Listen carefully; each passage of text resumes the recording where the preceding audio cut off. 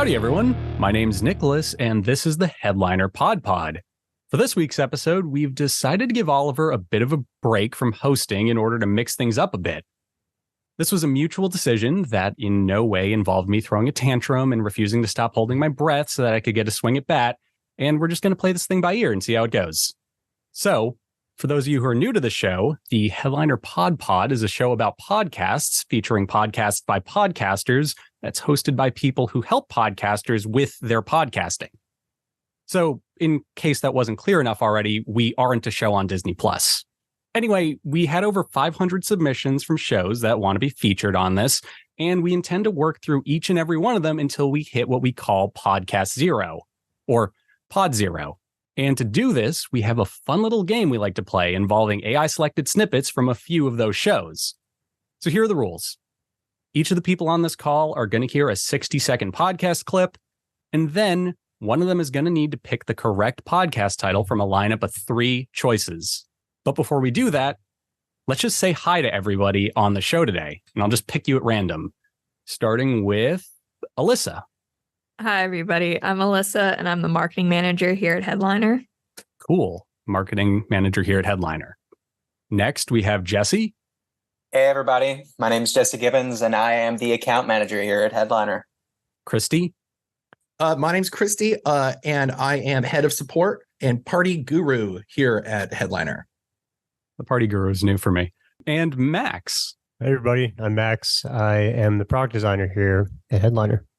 And of course, we obviously have Oliver, who's acting more as a producer this week because, and I can't state this enough, I threw a tantrum and refused to stop holding my breath so that this would happen. As long as you're breathing, I'm happy. Okay, awesome. So let's just get things started. Let's just dive into things with our first clip. Elissa, you're first up because you're the first one on my Zoom. So you kind of know how this works already. You have to cover your eyes. You could use a book. You could use, I think last week, Dash used a glove at some point. You could just use whatever, and we'll play the clip. As soon as you hear audio, you could stop covering your eyes, give it a few seconds, and Oliver will switch us back to a page so that you don't know what's actually playing. All right. I'll use my trusty sticky note thing here. Okay. Grows gradually, and then the effort, which so then you reach a point, right? Let's say like the 50K mark, and then the amount of effort that's going to get you from like 50K to 50K per month to 150K per month versus the ROI on that diminishes.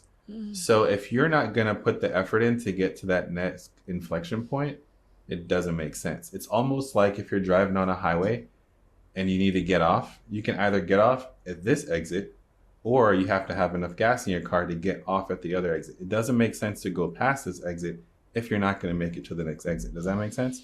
Yeah. So a lot of people see this current exit and have ambitions to go into the next one, but they don't have what their business takes to get to that next inflection point. So they end up missing out on an opportunity and being stuck in like nowhere land and being stuck on the side of the road in this analogy, right? And so that happens a lot. So you have to know what those inflection points are. Okay, that was our clip. Here are your 3 options, Elissa. First off, I love that the clip ended on a laugh. That actually just fills me with joy whenever that happens. Okay, so your 3 options are, that was the first title, verbatim. No, kidding. Your actual options are Rich in Real Life, Show Me the Money, Baby, and Jessica Goes a Bankin'.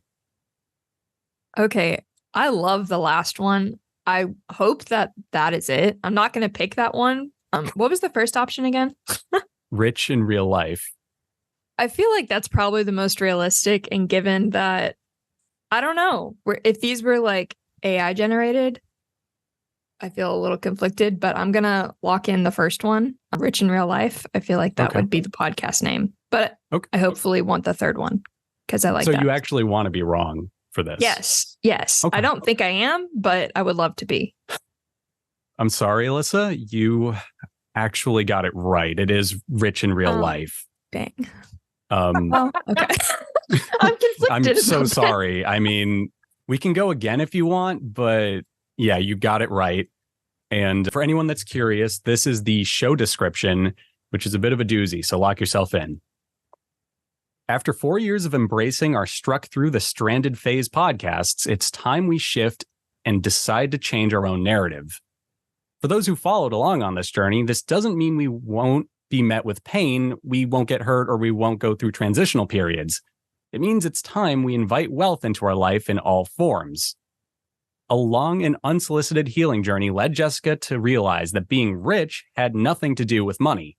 Money is the byproduct. This long and necessary invitation sent her searching inwards and eventually brought her to finding happiness in being rich with connection, rich with community, rich in soul, rich in love, rich in spirit, rich in family, and so much more. From EMDR therapists, relationship coaches, neurologists, seven-figure earners, shamans, and soul-thrilling conversations, her goal is to help you put words to feelings you felt but may not understand. This podcast includes, but is not limited to, everyone she is connected with that helped change her life. From dear friends in business to people she trusts, you'll be invited into honest conversations about growing, evolving, and dealing with personal and professional journeys at the same damn time. That wasn't color on my part. That it really said same damn time. So yeah, sounds like this is a very storied podcast for sure. Moving on, unless anyone has any comments about the clip or anything along those lines, we have Jesse at bat. I liked the gas analogy. I've been going to think about that for the rest of the day. And oh, Jesse's actually brought a tool with him. Wow. We have a prop. Perfect. Oh, wow. Yeah, I just want to take my glasses off. I'm nearly legally blind. Yeah, I really like the description of the last episode or the last show. I feel like that was actually a great description. But I will say that mixing a seven-figure earner with a shaman sounds like what I'd refer to as a nightmare blunt rotation. So I hope to never have to encounter that. Yeah, that's definitely one thing to call it. It's interesting. I'm definitely curious, like, were those back-to-back episodes? You know what I mean? Like, we're going to talk to a shaman, but we're going to have a seven-figure millionaire, as a chaser. Okay. So, Jesse, your eyes are covered. Let's go right into clip number 2. Then as technology progressed, it became easier to get, studio equipment, or at least on your computers. Like guitar players started to do the drum machine and then just write riffs and then present to us or song structure. So it really cut the practice time down. It's good and bad. I mean, people can be creative on their own, but sometimes I really did enjoy the rehearsing ideas together, hashing out ideas. And one of our most popular songs is a song called Endless, and the breakdown on that song was slightly different when it was first written. So the song was the way it was, and coming out of the heavy stoner part towards the end. And our drummer at the time, Mike Rudberg, he dropped his stick before he went to the breakdown. And the way he picked up so quickly that it created a stutter, it changed the breakdown a little bit. And just as soon as it happened, our drummer just stood up, he threw sticks, and he walked around the room like patting his head. That's how he expresses his excitement on things. We kind of realized we stumbled into making the song better. So that doesn't happen when you're doing it on your own. Okay. So, really interesting clip. I actually have a comment about it that I might share later. But, Jesse, here are your 3 options for what this show might be called. All right. Number 1, musicians, songs, and beer. 2, verse, chorus, verse. And 3, behind the board. So I think I'm leaning number 3 right now, behind the board. I'm assuming that these are all music podcast titles. So it's obviously a music podcast. They're breaking down, they're going behind the scenes of a set that they did or a concert where something happened and it changed the feeling of the song and the concert, and probably is something that they've carried forward. And so I think I'm going to go number 3, behind the board.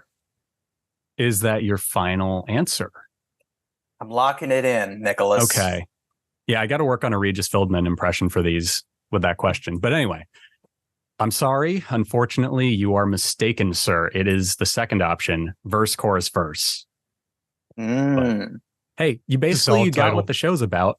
So, here's the description of the show, and then we could talk about the clip if anyone has any comments about it. DL is a lifelong music obsessor and student. With the help of friends Evil Jimmy, Rachel Polio, I might have said that wrong, and I'm definitely saying this one wrong, Sven Knudsen, Verse, Chorus, Verse tackles band dissections, album reviews, and interviews of fantastic guests from all parts of the industry. Also drinks. Lots of drinks. So I see the also drinks part, and now I suddenly understand why the first fake choice was musicians, songs, and beer. That ChatGPT? I don't know, Oliver, were any of these Chat GPT'd?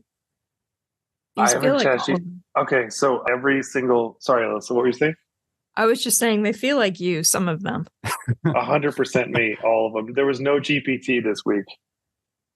Okay. So, well, and I think the GPT was just too scary. It's getting too real. It was getting a bit too real. It was asking personal questions. So does anyone have any comments about the content of the clip itself? Anything like that? I actually was pretty curious about this show from listening to it personally. I want to know who Evil Jimmy is and why he's so evil. I'm imagining like Jimi Hendrix, but instead of playing rock music, he's into doo-wop and he has a mustache, like an evil Spock mustache or something. That is so evil. Yeah, I love this stuff. This is like right up my alley when it comes to like music making. Usually it's the mistakes that, or like just accidents is what causes like the music to change. So them telling that story, I'm like, okay, I'm gonna actually go ahead and listen to this episode. Yeah, no, I'm right there with you, Christy. Like, this is exactly the kind of podcast for me. It's full of like random trivia about music that I may not have ever heard, but I just want to put that information in my Rolodex. Mm-hmm. Yeah, I think it's really cool. Like the little comment about the drumstick reminded me of why like Ringo was the drummer for the Beatles. It's because he was a lefty who played a righty kit. So he did everything backwards and it gave him a unique sound. Yeah, that's really goofy. It's like there's so many weird little music things that have so many cool stories like that, or how Genesis found like his drum sound in the 80s because it's like a weird compression thing. It's all that stuff is goofy and it's like all my favorite stuff. No, exactly. There's another thing about their design choice that they did here. In the logo, the verse, chorus, verse, and they have us in the middle with a different color, and it's a podcast for music nerds by music nerds, so it's really emphasizing the sense of community. I think that's a really nice design choice. Yeah, no, I really like that. Is this good? Is this good branding? This is good branding to me. Like the us is like the FedEx thing with the arrow in it. Like it reminds me of that. Yeah, I'm a fan of it. I was going to make a comment about the us call out too. And then also like thinking just like the contrast point of view, like very accessible. So we love that. Also a podcast for music nerds by music nerds, kind of like the headliner PodPod. So already a fan of that. Easy to remember, direct, will resonate with your audience. I like it. It's less of a tongue twister than ours too. Ours is approaching like a limerick to say it. I'm just saying. What would ours be if we named it like this, like rant, tangent, rant or something? It would be like podcast, podcast. Pod yelling at clouds, something like that. Who's the band? Now I'm curious. Like I want to know who they're talking about in this episode. We don't have that here. I'm assuming it would be in the episode title. Oliver, do you happen to remember that at all? No. Okay. Well, Max, there's Beatles. one very easy Ringo. way to find out. It's called binge listening. Yes. Subscribe. I'll subscribe. Exactly. I'll follow. And then first. please tell us who it is, Okay. So next up, we have Christy. So Christy, you're covering your face. Let's pull up the clip. The High Command said all could come, but Mr. Nagatomi said no, not Americans, only Filipinos. Fathers will see their children for the first time in a year, and one, his 8-month-old infant, for the first time. But it will be at a distance, as visitors are required to stay by the guardhouse on the other side of the road, and prisoners are not allowed to cross. I've been desperately, unutterably, unbearably homesick. And I don't think I could bear it if Nita and her family came tomorrow. Christmas Day, Camp Holmes, 1942. 5. The choir woke us singing Midnight Clear, Herald Angels, Joy to the World, and other hymns. It was beautiful to lie listening in the dark. When we met Jerry for coffee at the kitchen counter at 6, Peg gifted us a coffee cake to go with it. Okay. So, Christy, you can now show your face again. Yeah. I mean, that actually sounds like a great podcast and up my alley because I'm a huge history buff. So here are your options. The first one is POW Pod. Second one is Jailed Abroad. And the third one is Forbidden Diary, True World War II Prison Survivor Story. I'm going to go with the last one because that's exactly what it is. It's literally someone reading diary entries, or I mean, it's got to be like, I'm trying to think of like if someone's like letting the podcaster like read from diaries, or like they're getting rights to do that, or they're writing a fake one themselves. I'm not sure, but it's definitely like option 3. Final answer, lock it in. Okay.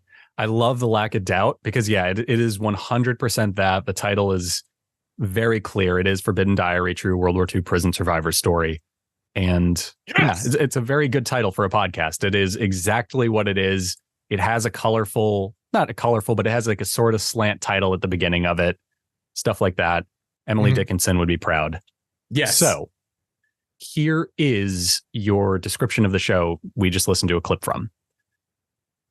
Audio drama based on a World War II diary written by Natalie Cruder during her internment in a Japanese prison camp in the Philippines.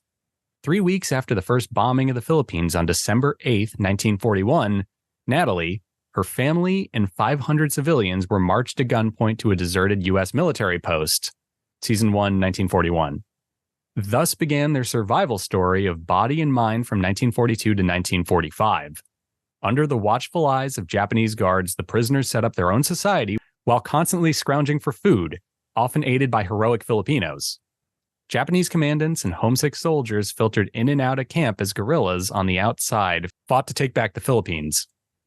The first 2 commandants were civilians plucked from town, the third a remarkable Japanese officer with whom the prisoners found common ground, and the last a demoted lieutenant who was a real SOB. Natalie's diary is a fascinating real-life view of wartime captivity and a gripping tale of courage, tenacity, and hope. So incredible. Yeah, I mean, this genuinely sounds fantastic. It's about a real person. It is very well produced by the sound of it, just like very well paced. It could be an audiobook. It is of that, caliber. And just really good, interesting stuff. As a half Filipino and a history buff, I'm probably going to subscribe to this after we're done recording today.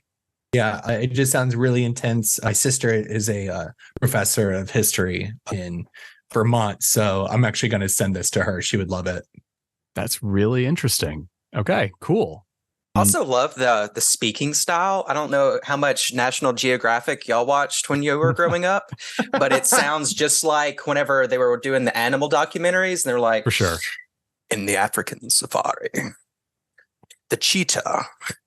Things like that. It's perfect. Who's the guy that is always doing like the it's always like an Earth podcast, always like an animal podcast. David Attenborough. Yeah, it reminded me of a girl David Attenborough. Very cool.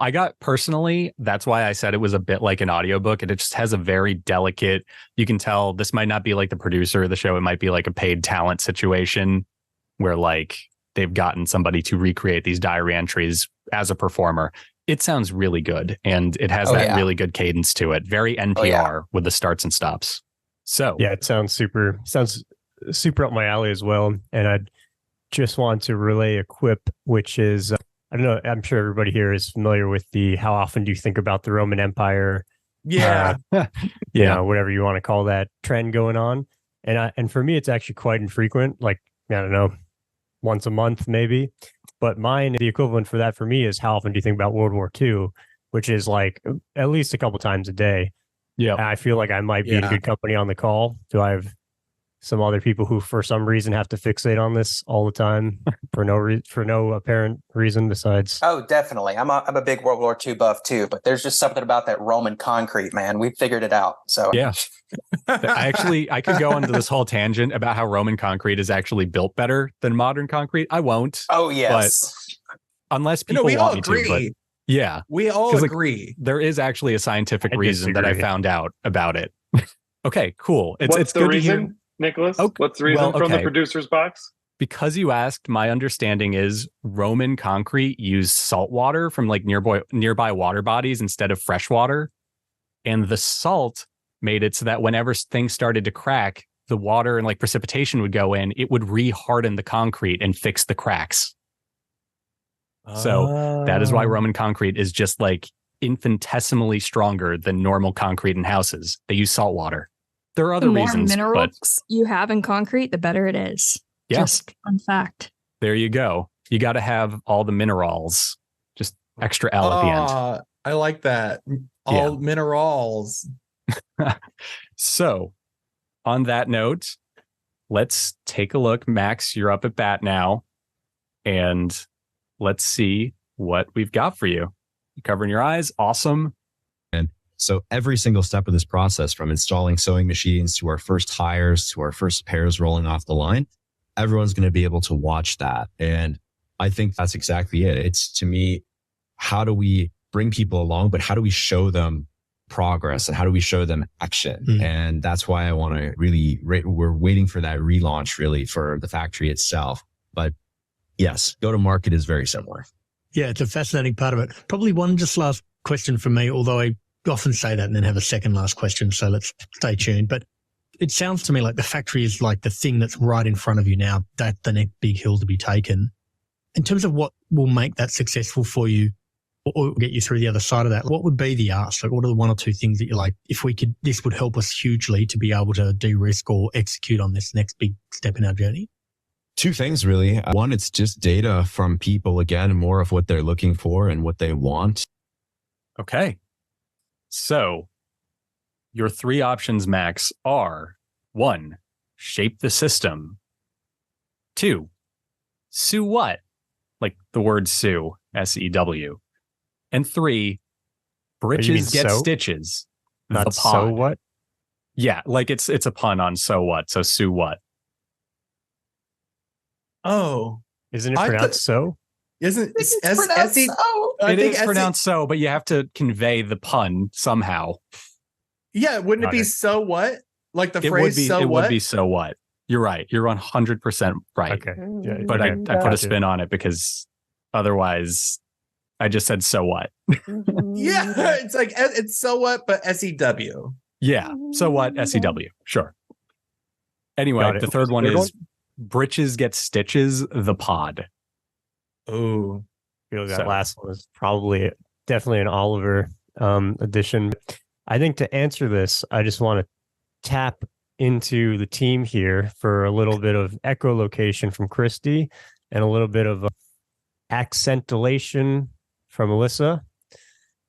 Where was it? Where do you guys think it was recorded, and what was the accent of that the second fella?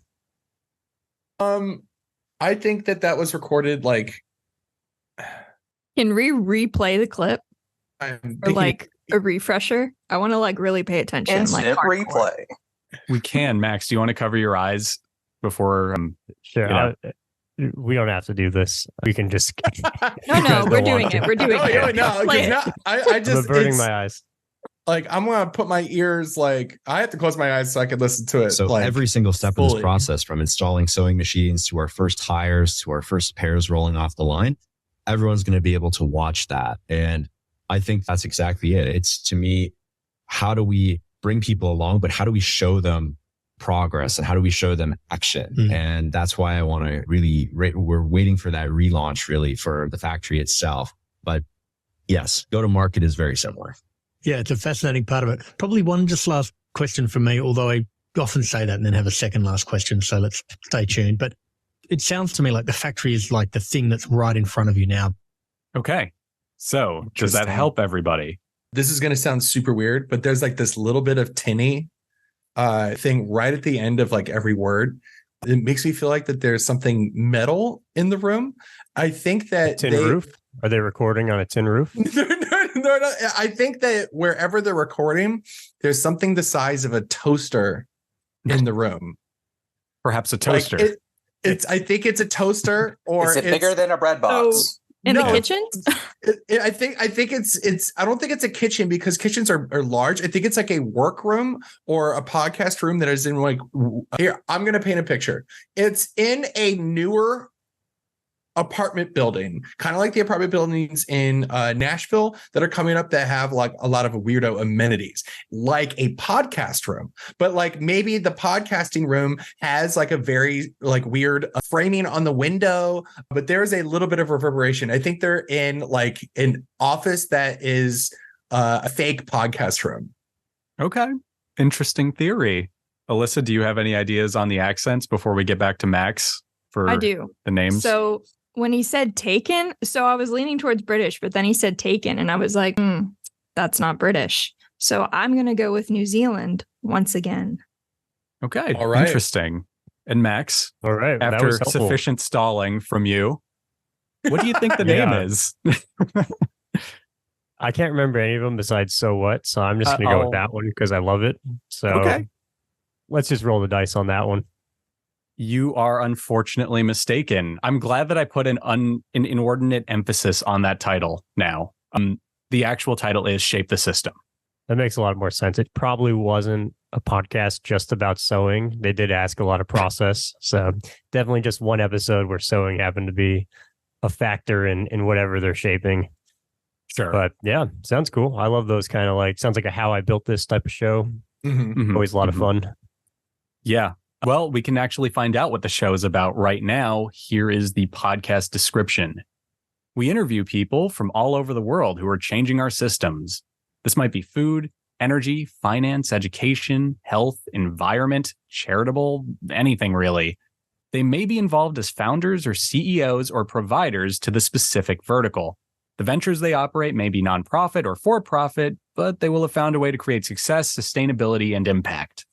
So you get a nice spread of conversations there. It sounds pretty interesting. And yeah, I mean, I'm going to personally continue to call the podcast Sue What. I'm doubling down on it. I'm tripling down, but it is Shape the System. I do have a bit of research here. There is a podcast called So What, and it is a weekly podcast that celebrates historic needlework and those who stitched it. So. Okay. I like it. That sounds cool. Also, I'm only realizing now that the third title Oliver came up with, Britches Get Stitches, is because of sewing. Go figure. Incredible. Absolutely incredible. Yeah. All of these are fantastic names. Absolutely. That last one was such an Oliver one. Like, I was like, there's 0% chance that's actually the title, but I didn't want to be wrong. Which would have been perfect if it was, It could have been. Yeah, exactly. Okay. I have a couple things I'd like to add. Sorry. Oh, yeah, please. When we do the corrections at the end, back verse, chorus, verse, that episode was vocalist Trevor Phipps. He is the lead singer of the Boston metalcore band Unearth.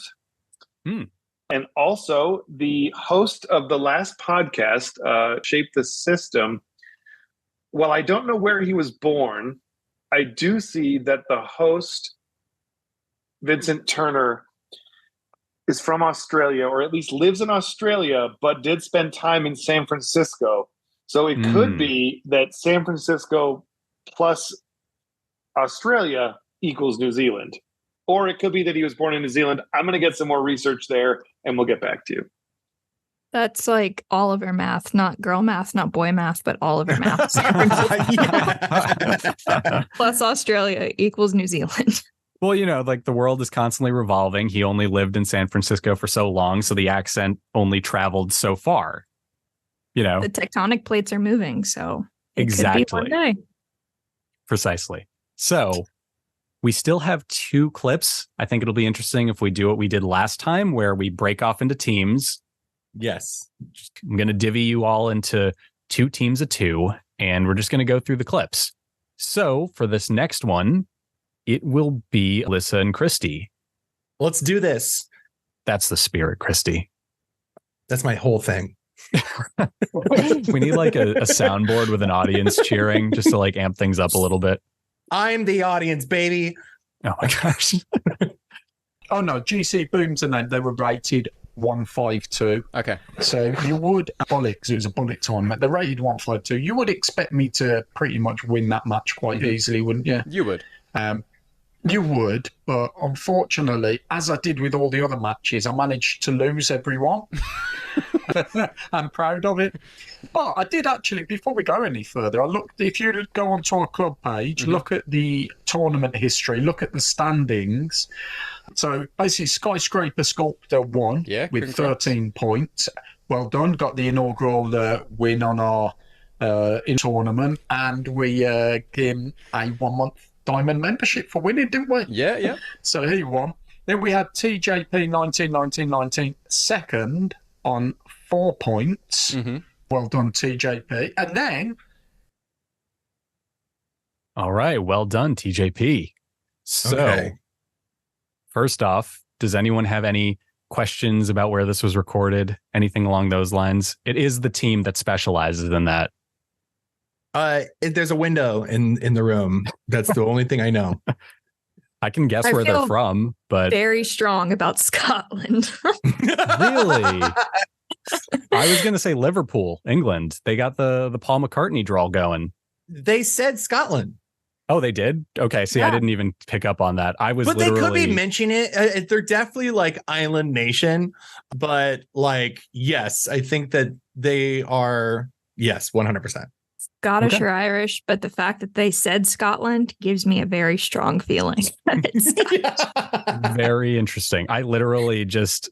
I'm gonna double down on England simply because I'm looking at the description and there's some words there that are decidedly English, but we'll get to that when we get to that. Anyway. Oh, no. I get it. Bullocks. Whatever. Continue. Sorry. Your three choices are Average Joe's competitive bird watching, Average Joe's chess, and Average Joe's boxing. Okay. Now we have some things to discuss because I think it's a deduction thing because there's no points in bird watching. But you've never done competitive bird watching, Boxing's a gym, isn't it? Yeah, I don't think that there's points in boxing. There's wins and loses. There's points, yeah. There's points at the end of every round, yeah. Yeah. But if they're talking about points and you had said hey, is it soccer? There's no way someone got 13 points in soccer. So football. I don't know how the point structure works in boxing. I can't make an assumption for that. Okay. So I can't decide if that's high or low or within threshold of possible boxing points. So I think it's got to be chess. I think we're getting the same answer, just getting there very different ways. Yeah. I go all the way around. But just before you guys decide, you do know that bird in the UK refers to something else. Oh, yeah. Wait, right. No. Wait. What is it? Is it cricket? Is it like a cricket thing? Bird watching? No. Bird is a woman. Oh, come on. I was thinking birdie. Max just got back from London for what it's worth. So yeah, you got all the bird watching points there, Max. I'm going to stick with chess. Okay. I'm rethinking this because I don't know that Oliver would know that off the top of his head. Okay. Bold of you to assume. Talk it out. Argue. Okay. All right. Throw a chair across your Zoom call, by all means. So it's competitive woman watching. Yeah. We take it at face value. Hint. I did grow up in New England. I'm just going to add that. Well, yeah, but that's... I don't think in Boston, do they call it competitive women watching? I really hope that that's not correct. I have to stick with chess. On a moral basis, I have to stick with chess. I want to live in my naive bubble too and say number 2, chess. I don't know why, but yeah, something about it. We're sticking with our answer after that weird deliberation. Okay. Average Joe's chess is the correct answer. That's what I'm talking about. I mean, you know what? You both got to the answer in very good ways, though. You were both like, you know what? I don't think that's enough points for boxing. It isn't. If you have a 10-round fight, there are 10 points in any given round that goes to a fighter who won it. So it would have literally been a round long. Yeah. I want to make a little clarification. So the bird watching one, I wrote this after I was on a hike and I was watching birds. I wasn't thinking about the... yeah. I don't know. I was just thinking, man, I wonder if there's a I was thinking about how people are competitive for anything. And I was like, I wonder if people compete for this. And they probably do. There's But probably a that's it. podcast about it for sure. It's probably like a bing. Like if I was going to do a competitive bird watching, it would be like a bingo card. It's like, hey, I want you to go to this, enclosure, and the first person to do 5 in a row and like actually get the picture of them. That would be like, it would be a speed round. It would be like the amount. There would be a bunch of different things. That sounds really fun. That That's actually sounds real. like a I great just looked time. at the U.S. Fish and Wildlife Service competitive birding. In this annual statewide event, teams vie to spot the most birds in 24 hours while they earn pledges for bird conservation in the National Audubon Society. Can we do that? Oh, very cool. Audubon Society. Yeah. Yeah. They're actually running up and down the Autobahn, Christy. Okay, so here's the description for Average Joe's Chess. The only chess podcast that non-chess players love. Funny and occasionally informative chess banter from two average Joes. It's a chess podcast that most chess players can relate to. It's like listening in to banter between two blokes in a pub chatting about chess and other stuff. There's a lot of serious chess podcasts out there for serious chess players. This isn't one. Who knew chess could be funny? New episodes every Sunday night. So, there you have it. That's the reason I thought they were from England, besides having the sort of Liverpool accent. Two blokes in a pub. Just two decidedly English description, words. like really well written podcast description. Yeah, for sure. For sure. It tells you everything you need to know about the show. And as a person that actually wants to get better at playing chess, I might add it to my list. Okay. So now we're on to the final show. We have Max and Jesse teaming up. And let's see what we got here, guys. Cover your eyes. Seattle. Like, for sure. Love to have him in Seattle. Have the You think he'll end personality, up the in Seattle? mentorship. What are the chances of that? I don't know, honestly. Like he did say he wants to go back to Cincinnati, but I don't know if they're going to necessarily have a spot for him. Because we talked about that before when he's coming back from his injury. That's like, I don't know. In Seattle, though, like they need a DH, they need a good backup first baseman, and that kind of personality would go a long way in that clubhouse, I think. So well, and they need some experience as well. Some like really good. Yeah, there's not a whole lot of it, and I don't know. I think he'd be a good spot for him. I hope for him, and I'm going to say this: I hope for him he doesn't end up in New York. I don't think he wants that. All right. Okay. So, first off, do either of you have an idea what it might be about? Well, I heard first base, and I know that's baseball. Very astute of you. Yeah, points for you, I was man. going to say chess. Points for you. Okay. Thank you very much. Right. First base is when you the thing you say before you win in chess, right? I think so. It's what I say, at least. Yeah. I mean, I scream Uno, but I totally know what Never you mean. won in chess, so I think it's For sure. Okay. So let's dive in. Let's see if you guys can pick out the title of this podcast as opposed to just its subject matter. Your first option is Baseball Together Podcast. Second one is Free Agent Frenzy. And the third one is Bats, Baseball, and Baby Ruth. Those are What are you thinking, Jesse? I don't know. I feel like Baby Ruth is too on the nose. I'm leaning heavily towards the second one. I feel like free agent speculation, such a big part of. I feel like that's good. I'm down to go with that too. Okay. I think so you guys number locking 2, it we're in? locking it in. Okay. I'm imagining like a giant, like kind of like a Deal or No Deal like podium, and you're just hitting the lock-in button right now.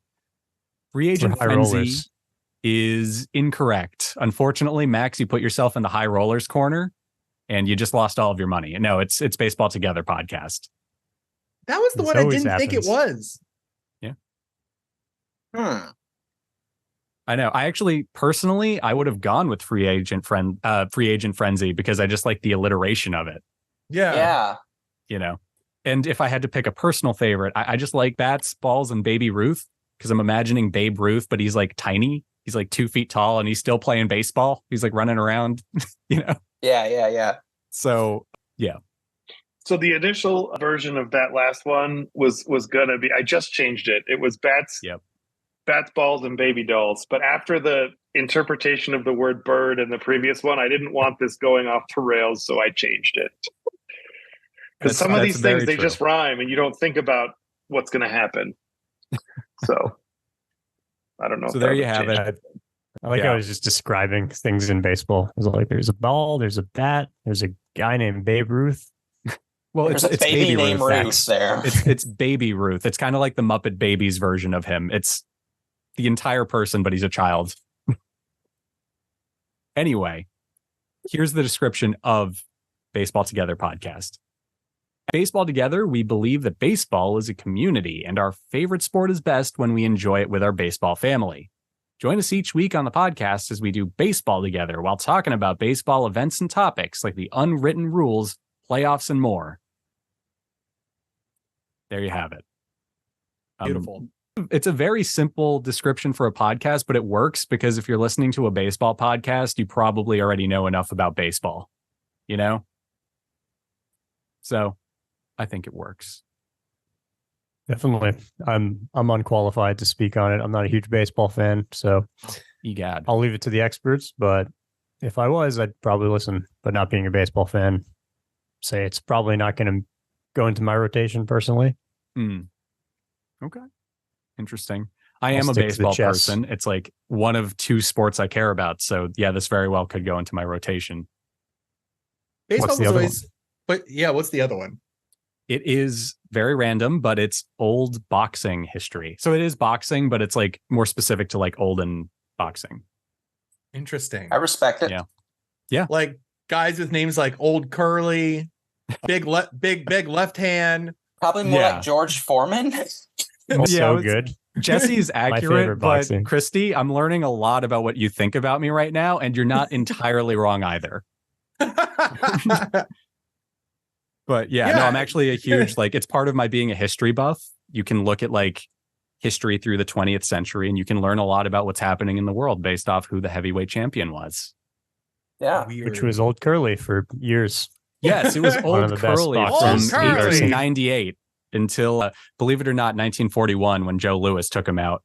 Oh my God. So yeah, he was heavyweight champ for 40 years. Okay. Anyway, that is all of our clips for today, everyone. I hope you enjoyed our little game.